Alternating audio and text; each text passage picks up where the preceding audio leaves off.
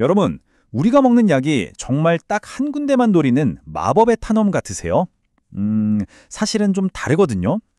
오늘은 약에 숨겨진 공격 리스트를 그것도 3D로 꿰뚫어보는 아주 똑똑한 AI에 대해 이야기해보려고 합니다. 모든 약에는 원하는 효과도 있지만 원치 않는 부작용도 있잖아요. 그 비밀이 바로 약에 숨겨진 공격 리스트에 있다고 하는데요. 자, 이게 대체 뭔지 한번 알아보죠. 우리는 보통 약을 먹으면 무슨 의사의 메스처럼 아주 정밀하게 아픈 것만 딱 공격할 거라고 생각하잖아요. 근데요, 현실은 이게 생각보다 훨씬 복잡합니다. 대부분의 약들은요, 딱 한 군데만 공격하는 게 아니에요. 실제로는 여기저기 여러 목표에 영향을 미치거든요. 이걸 전문 용어로 다중약리학이라고 부르는데요. 바로 이 현상 때문에 약효가 나타나기도 하고 또 반대로 부작용이 생기기도 하는 거죠. 그러니까 약의 효과랑 부작용을 제대로 이해하려면 이 전체 공격 리스트, 다시 말해 표적 환경을 꼭 알아야 하는 거예요. 왜냐하면 약이 어떤 단백질을 만나느냐에 따라서 영웅이 될 수도 있고 또 악당이 될 수도 있으니까요. 근데 여기서 문제가 생깁니다. 연구자들이 엄청난 데이터 문제에 부딪힌 거죠. 뭐냐면 대부분의 약에 대해서 우리가 아는 건 전체 표적 중에 정말 빙산의 일각에 불과하다는 거예요. 그러니까 전체 그림을 전혀 못 보고 있는 셈이죠. 자, 이 데이터가 그 문제를 아주 적나라하게 보여주는데요. 특히 암 치료 같은 데 쓰이는 핵심 약물, 이 키나제 억제제라는 게 있는데 이 약의 80% 이상이요. 글쎄, 딱 하나의 표적에 대해서만 테스트를 해봤다는 거예요. 정말 놀랍지 않아요? 나머지 수많은 가능성은 그냥 다 놓치고 있다는 얘기거든요. 그럼 이 거대한 사각지대를 어떻게 밝힐 수 있을까요? 과학자들이 정말 의외의 곳에서 힌트를 얻었습니다. 바로 우리가 매일 쓰는 얼굴 인식 기술이 있잖아요. 거기서 해답을 찾은 거죠. 핵심 아이디어는 생각보다 간단해요. AI가 사진 보고 사람 얼굴 알아보는 것처럼 단백질의 3D 입체 구조를 알아보도록 가르치는 겁니다.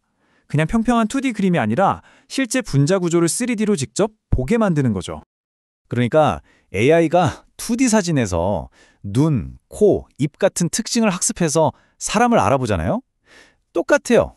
이 AI는 단백질의 3D 구조를 보고 약이 딱 들어맞을 만한 결합 포켓 같은 핵심적인 부분을 보는 법을 배우는 겁니다. 이 기술의 심장부에는 3D 컨볼루션 신경망, 줄여서 3D CNN이라는 게 있어요. 이걸 쉽게 설명하면 일반 평면 사진, 그러니까 2D가 아니라 우리 병원에서 찍는 MRI 사진처럼 입체적인 3D 공간을 분석하는데 아주 특화된 AI라고 생각하시면 됩니다. 자, 그럼 이렇게 똑똑한 AI로 대체 어떻게 약물에 숨겨진 표적을 예측한다는 걸까요? 그 과정을 담은 3D 카이네센스라는 파이프라인, 지금부터 저랑 같이 한번 따라가 보시죠. 과정은 이렇습니다. 첫 번째, 단백질의 3D 구조 데이터를 AI한테 딱 줘요. 그럼 두 번째, AI가 이 구조를 샅샅이 분석해서 특징을 배우고요. 세 번째, 이걸 바탕으로 각 단백질마다 고유한 3D 지문이라는 걸 만들어냅니다. 그리고 네 번째, 이 단백질 지문이랑 약물 정보를 합친 다음에 마지막 다섯 번째로 이 둘이 과연 얼마나 찰싹 달라붙을지 그 결합 강도를 예측하는 거죠. 여기서 제일 중요한 게 바로 이 3D 지문이에요. 단순히 유전자 서열 같은 텍스트 정보만 보는 게 아니거든요. 단백질의 실제 입체 모양에서 훨씬 더 많은 정보를 뽑아내는 거죠. 이게 바로 예측 정확도를 확 높이는 결정적인 열쇠가 됩니다. 자, 그런데 이 새로운 방법이 기존 방식보다 정말로 더 뛰어날까요? 이걸 확인하려고 연구원들이 AI한테 아주 혹독한 기말고사를 치르게 했습니다. 시험 문제는 두 종류였어요. 하나는 쉬운 문제, 그러니까 희소 테스트라고 부르는 건데요. 이건 그냥 약이 알려진 표적 하나에 어떻게 반응하는지만 맞추면 돼요. 근데 다른 하나는 어려운 문제, 즉 밀집 테스트였어요. 이건 약 하나가 무려 60개가 넘는 다른 표적들에 동시에 어떻게 영향을 미치는지 그 전체 그림을 다 맞춰야 하는 훨씬 어려운 시험이었죠. 성적표는 RMSE라는 점수로 매겼는데요. 뭐 복잡하게 생각할 거 없이 그냥 오차 점수라고 보시면 돼요. 당연히 점수가 낮을수록 예측이 더 정확하다, 즉 공부를 더 잘했다는 뜻이겠죠. 자, 그리고 이 그래프가 바로 그 시험 결과입니다. 정말 극적이에요.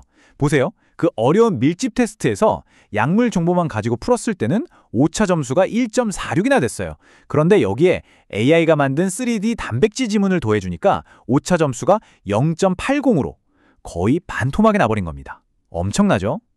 이걸 정확도로 환산하면 얼마나 되냐고요? 무려 5.5배나 좋아진 겁니다. 가장 어려운 시험에서 말이죠. 이건 단순히 정보를 몇 개 더 추가한 수준이 아니에요. 3D로 본다는 것 자체가 완전히 다른 차원의 이해를 가능하게 했다는 걸 증명한 셈입니다. 자, 그렇다면 이 놀라운 기술이 앞으로 신약 개발의 미래를 어떻게 바꿔놓을까요? 정말 많은 것들이 가능해집니다. 예를 들면 처음부터 부작용이 훨씬 적은 약을 설계할 수 있게 되고요. 지금 우리가 쓰는 약들이 혹시 다른 데에도 영향을 미치진 않는지 그 표적 이탈 효과도 예측할 수 있죠. 심지어 오래된 약에서 새로운 쓰임새를 찾아내는 약물 재창출도 훨씬 쉬워질 거고요. 궁극적으로는 사람마다 딱 맞는 맞춤형 치료로 가는 길이 열리는 겁니다. 결국 이건 하나의 약은 하나의 표적만 노린다는 기존의 단순한 생각에서 벗어나는 거예요. 약과 우리 몸이 거대한 네트워크처럼 상호작용한다는 훨씬 더 넓고 깊은 관점으로 의학을 바라보게 되는 거죠. 그래서 마지막으로 이런 질문을 던져보게 됩니다. 이렇게 약물이 우리 몸속에서 만들어내는 복잡한 상호작용의 지도를 그릴 수 있게 된 지금, 어쩌면 AI야말로 인류가 질병과 싸우는 데 있어서 가장 중요한 파트너가 될 수 있지 않을까요?